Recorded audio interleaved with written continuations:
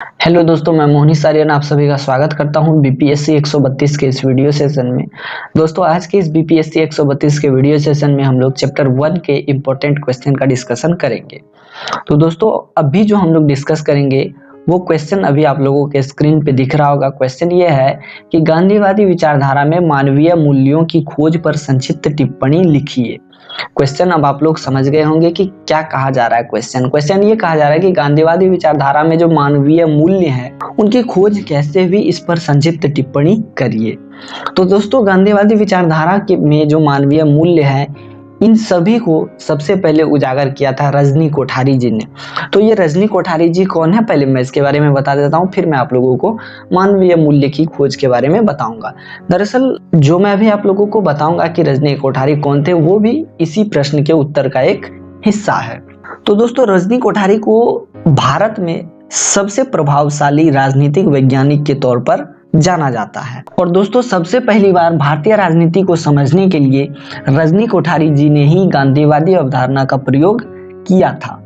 और दोस्तों, उन्होंने गांधीवादी अवधारणा को समझने के लिए अपने कुछ अन्य बुद्धिजीवी मित्रों के साथ लोकायन नामक संस्था की स्थापना की थी, लोकायन नामक समाज संगठन की स्थापना की थी। और दोस्तों, गेल ओमवेट नाम के एक राजनीतिक वैज्ञानिक हैं, उनके अनुसार लोकायन एक गांधीवादी समाजवादी नागरिक समाज संगठन था।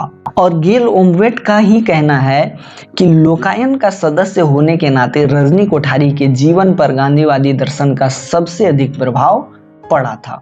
और रजनी कोठारी पर जो गांधीवादी दर्शन का प्रभाव पड़ा था, उन्होंने अपने शैक्षणिक पॉपुलर लेख में 1970 में ये बातें दर्शाई थी कि उन पर जो है गांधीवादी राजनीतिक दर्शन का प्रभाव है। रजनी कोठारी जी ने व्यवस्थावादी उपागम का प्रयोग उदारवादी उपागम के साथ साथ भारतीय राजनीति को समझने के लिए किया था।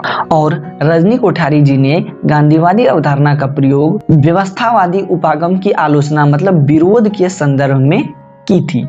रजनी कोठारी के अनुसार पिछले 4 दशकों में जो परिवर्तन हुए हैं, चाहे वो परिवर्तन तकनीक के क्षेत्र में हो या राज्य के किसी अन्य क्षेत्र में हो, इन सब का प्रभाव समाज पर पड़ा है। और रजनी कोठारी के अनुसार कई अन्य परिवर्तन जैसे कि जन आंदोलन, जन अधिकार आंदोलन, जनजातीय मुद्दे, संस्थानों का पतन, व्यक्तिगत नेताओं का उदय जैसे कि इंदिरा गांधी इत्यादि, ये सब जो है समाज के लिए खतरा हैं। और इसी वजह से रजनी कोठारी का कहना था कि राज्य को एक मानवीय चेहरे की जरूरत है, और इसकी जरूरत इसलिए है ताकि एक नए भारत की खोज में मदद मिल सके। और रजनी कोठारी का कहना था 1970 के दशक में कि विकास का जो ये अलगाववादी मॉडल है यह जनता का हितैषी नहीं है, क्योंकि यह पूंजीवाद के अधीन काम करता है और इससे समाज को नुकसान होता है। तो रजनी कोठारी का कहना था कि इस तरह के मॉडल को हटा करके हम गांधीवादी अवधारणा को एक विकल्प के रूप में चुन सकते हैं, जिससे कि मानवीय चरित्र को निखारा जा सकता है। और रजनी कोठारी ने ही यह रेखांकित किया कि गांधीवादी अवधारणा जो है ये पहले की अवधारणाओं से बिल्कुल अलग है।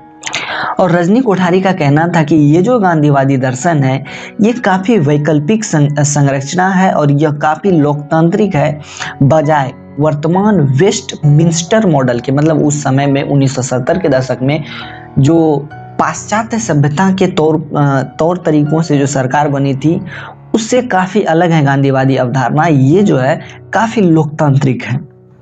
और रजनी कोठारी का कहना था कि भारत में वेस्टमिंस्टर मॉडल की सरकार को जबरदस्ती लागू किया गया है, और ऐसा इसलिए किया गया क्योंकि भारत जो है गरीब देश है और इसने कार्यपालिका एवं नौकरशाही को अधिक शक्तियां दे दी है, जिससे केंद्रीकरण को बढ़ावा मिल गया है। और रजनी कोठारी 1988 के अनुसार भारत में जहां राज्य के ऊपर टेक्नोलॉजी का कब्जा है, वहां पर 2 प्रकार के भारतीय हैं। एक और लोकतंत्र पर अमीर लोगों का कब्जा है, वहीं दूसरी तरफ यह सांप्रदायवादी, जातिवादी एवं भ्रष्ट लोगों के लिए खेल का एक मैदान बन गया है। तो इस वजह से रजनी कोठारी चाहते थे कि भारत में गांधीवादी अवधारणा को अपनाया जाए, भारत में गांधीवादी अवधारणा के मॉडल की सरकार बने। तो यहाँ पर अब आप लोगों ने समझ लिया होगा कि गांधीवादी विचारधारा के मानवीय मूल्य की खोज किस प्रकार से रजनी कोठारी ने की थी, किस प्रकार से रजनी कोठारी जी ने गांधीवादी विचारधारा के मानवीय मूल्यों को लोगों के सामने रखा था। वैसे दोस्तों, रजनी कोठारी जी को एक प्रचुर रचनाकार भी माना जाता है और वे अपने समय के मतलब 1970-80 के दशक के सबसे बड़े राजनीतिक वैज्ञानिक माने जाते थे। अब इस वीडियो सेशन में इतना ही रहेगा दोस्तों। मैं उम्मीद करता हूँ कि ये वीडियो सेशन आप लोगों को अच्छा लगा होगा। इस वीडियो सेशन में किसी भी प्रकार की कोई गलती अथवा त्रुटि है तो मैं उसके लिए आप लोगों से क्षमा चाहता हूँ और मैं आप लोगों से रिक्वेस्ट करता हूँ कि मेरी गलती अथवा त्रुटि को कमेंट सेक्शन में मेंशन कर दे, ताकि इन फ्यूचर में इस प्रकार की गलती दोबारा से ना दोहराऊं। अभी के लिए बस इतना ही। Till then tata bye bye, good night, good morning, good evening. जो भी बच्चे जिस भी समय इस वीडियो को देख रहे हैं तो वो बच्चे उस समय के हिसाब से मैसेज को एडजस्ट कर ले।